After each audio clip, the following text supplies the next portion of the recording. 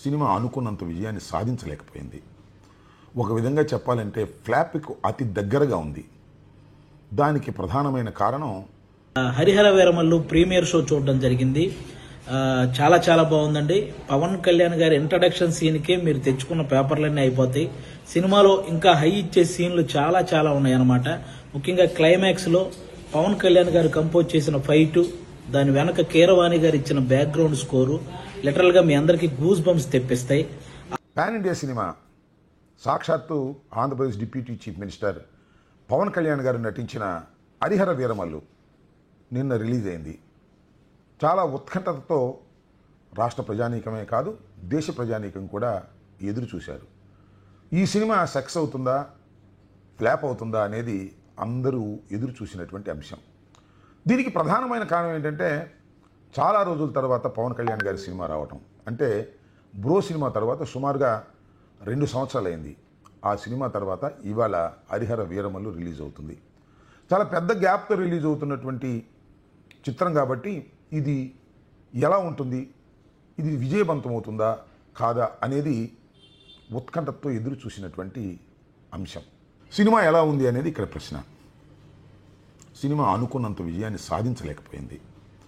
ఒక విధంగా చెప్పాలంటే ఫ్లాప్కు అతి దగ్గరగా ఉంది. దానికి ప్రధానమైన కారణం ఈ 5 సంవత్సరాల పాటు ఆ సినిమా తీయటం, డైరెక్టర్లు మారటం. దీనివల్ల ఆ సినిమా అనుకున్న స్థాయిలో విజయం సాధించలేదు. రేట్లు పెట్టినా కనకవర్షం కురిసేటటువంటి పరిస్థితి లేకపోవటం చాలా విచారకరమైనటువంటి అంశంగా నేను ఈ సందర్భంగా చెప్పదలుచుకున్నాను. సినిమా ఆడాలని అందరం కోరుకుంటాం. ప్రధానంగా నేను మరొక్కసారి చెప్పదలుచుకున్నది ఏమిటంటే పవన్ కళ్యాణ్ గారు మాకు రాజకీయ ప్రత్యర్థే తప్ప సినిమా ప్రత్యర్థి కాదు. వాళ్ళ సినిమాలు బాగా ఆడాలని, అద్భుతంగా వారు నటించాలని మేము కోరుకుంటాం.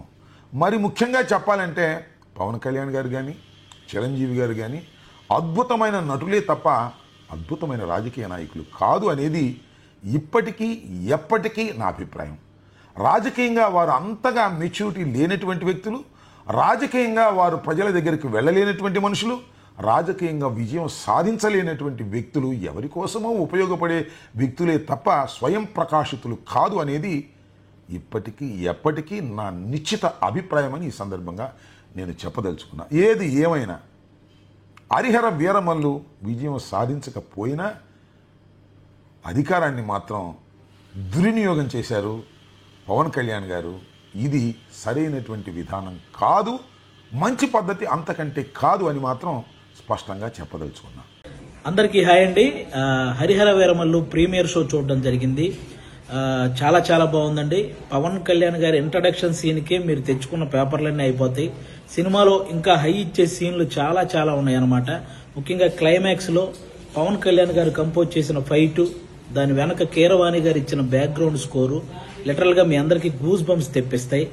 ఆ హైతోనే మీరు అందరూ థియేటర్ నుంచి బయటకు వస్తారు. ప్రతి ఒక్కరూ కూడా ఫ్యామిలీతో వెళ్లి వీరమల్లు చేసిన పోరాటాన్ని థియేటర్ ఎక్స్పీరియన్స్ చేయాలని మనస్ఫూర్తిగా కోరుకుంటున్నాను.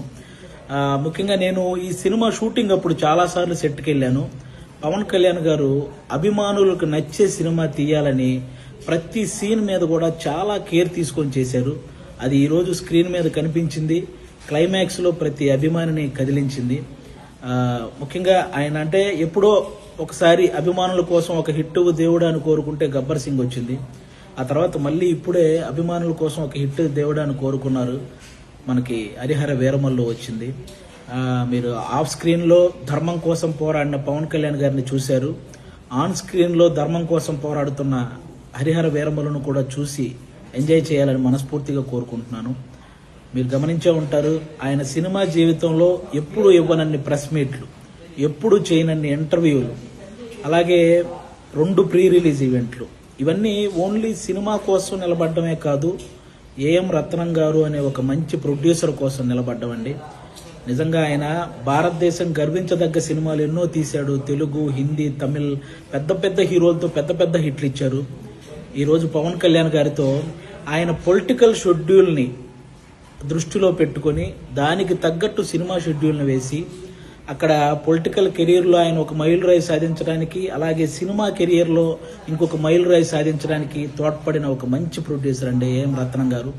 ఆయనకు కూడా మనందరం అండగా నిలబడాలని కోరుకోవటం కాదు, వేడుకుంటున్నాను. అందరూ ప్రతి ఒక్కరూ వెళ్ళి ఫ్యామిలీతో ఈ సినిమా చూడాలి. అలాగే ఆల్మోస్ట్ 30 సంవత్సరాల నుంచి పవన్ కళ్యాణ్ గారు సినిమాల ద్వారా మనల్ని ఎంటర్టైన్ చేశారు. పాలిటిక్స్ ద్వారా ఎన్నో అవమానాలు పడ్డారు. కష్టాల్లో ఉన్న ఎంతో మందిని ఆదుకున్నారు. అలాంటి వ్యక్తి ఎప్పుడో కానీ మనస్ఫూర్తిగా ఒక మాట అడగడు, సినిమా చూడండి అని.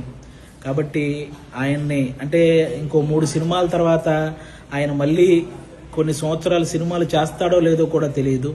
అలాంటి వ్యక్తికి మనం ఈ 3 సినిమాలు ఆయన గుర్తుంచుకునే విధంగా, ఆయన గుర్తు పెట్టుకునే విధంగా విజయాన్ని అందించాలని మనం మనస్ఫూర్తిగా కోరుకుంటున్నాను.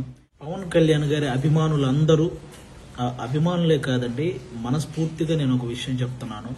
ఆయనకి నాయకులతో వ్యతిరేకత ఉంటుంది, కానీ సాధారణ ప్రజలందరినీ కూడా సమానంగా చూసే వ్యక్తిత్వం ఆయనది. అది ఏ పార్టీ వాళ్ళైనా సరే.